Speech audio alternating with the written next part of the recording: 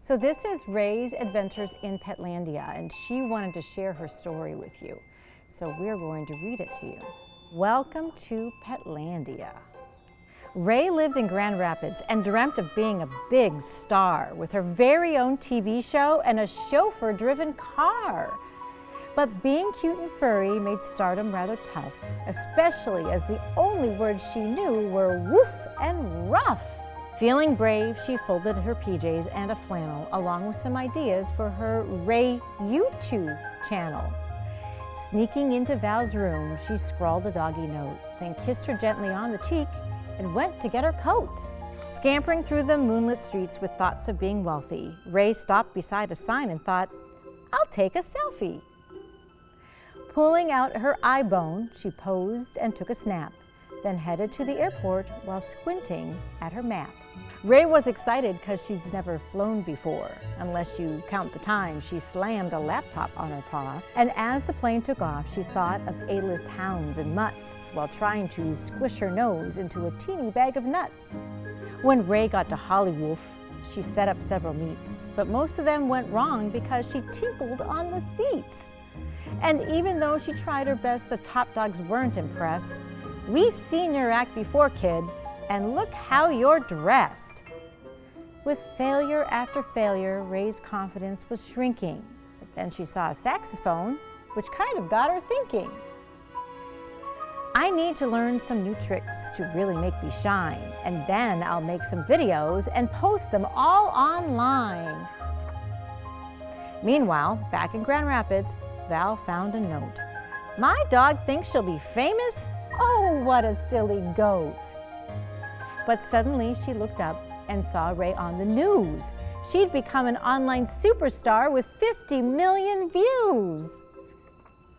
It seems dogs can learn new tricks, Val thought out loud, and even though she missed her friend, she was also very proud. There was Ray on a chat show, tootling away, while teetering on a unicycle, doing dog ballet. Soon the world was going wild for Ray's jolly tunes. You could even buy a storybook and see her in cartoons. She bought a doggy mansion and a limo and a yacht. She even met the president and partied quite a lot. Other doggies lined up to shake Ray by the paw, and scripts for pet-based movies came tumbling through the door. She'd sit and count her money while lounging on her throne, but when she wasn't working, she often felt alone. Because she felt so lonely, Ray bought more stuff. But even though she had it all, it was never quite enough.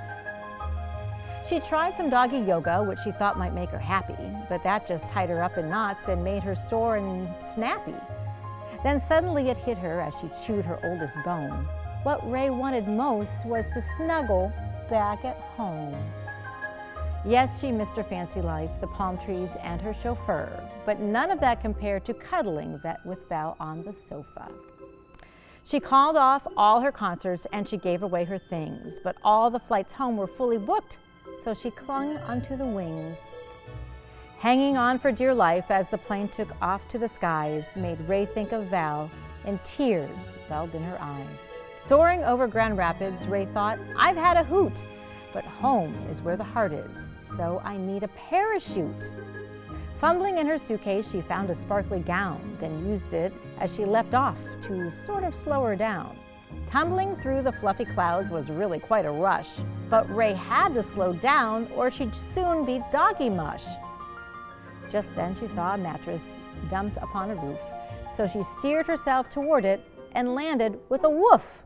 Jumping into Val's arms, Ray cried with joy. Then Val squeezed the squeaker in a squishy, squashy toy. Fame is pretty epic, but snuggling is the best, thought Ray as she curled up to enjoy a well-earned rest. Miles away in Hollywood, things were much the same, and countless pets arrived each day to search for wealth and fame.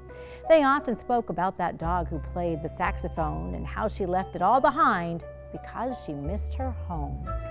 But Ray wasn't bothered that she'd given fame the shove, because her trip had taught her that what really counts is love.